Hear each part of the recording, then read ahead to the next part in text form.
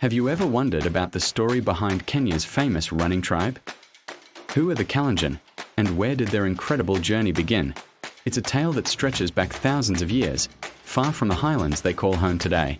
Let's rewind the clock, back to a time between 300 and 2000 BC.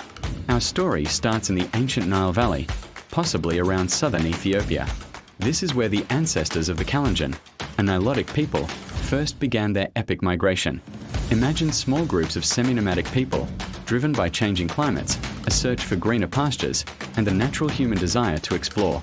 They weren't a single, unified group back then, but a collection of related communities sharing a common language and cultural roots. They started moving south, a slow, generational drift that would eventually reshape the human landscape of East Africa. This wasn't a sprint, it was a marathon migration that unfolded over centuries. Their journey led them into what is now the Kenyan highlands, a lush and fertile region that must have seemed like a paradise. A key landmark in their story is Mount Elgon, an enormous extinct volcano straddling the border of modern-day Uganda and Kenya. For many Kalenjin subtribes, Mount Elgon is remembered in oral traditions as a crucial point of origin or dispersal. It was a place where they settled, grew, and from which they later spread out to populate the vast Rift Valley. Life in these new lands spurred a cultural revolution. They were skilled cattle herders, and their livestock became central to their economy, social status, and spiritual life. Cattle weren't just animals.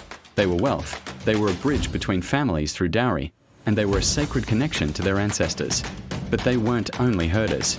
They were also savvy farmers, cultivating resilient crops like sorghum and millet, grains perfectly suited to the highland climate.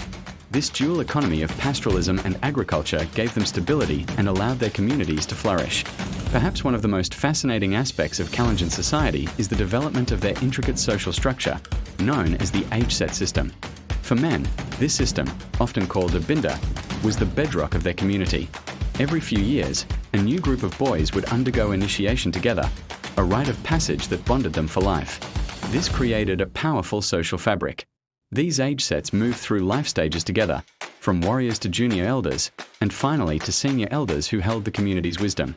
This system ensured social order, organized military defense, and passed down cultural knowledge from one generation to the next. As their population grew, these early communities began to spread out further into the Great Rift Valley. This expansion and adaptation to different environments led to the divergence we see today. The single ancestral group branched out, forming the distinct but related subtribes we know as the Kipsigis, the Nandi, the Tugen, the Marakwet, the Kayo, and others. Each group developed its own unique dialect and customs, shaped by the specific landscape they settled in, from the rolling hills of Kericho, perfect for tea, to the dramatic escarpments of the Elgeyo-Marakwet region. The Nandi, for instance, became known for their fierce warrior tradition and resistance to early colonial encroachment. The Kipsigis, the largest group, became renowned for their agricultural prowess. The Marakwet engineered incredible furrow irrigation systems on the steep valley slopes, a marvel of traditional engineering. Despite their differences, they maintained a shared identity, a common thread of language, and the core values of their age-set system and pastoral heritage. Their oral histories are rich with tales of heroes, conflicts with neighboring groups like the Maasai, and adaptations to a sometimes harsh, sometimes bountiful land. Then came a period of immense change, the colonial era. The arrival of the British in the late 19th century brought new challenges. Their lands were encroached upon, their political structures were disrupted, and their way of life was forever altered. The construction of the Uganda Railway, which cut through their territory, led to significant land loss and resistance.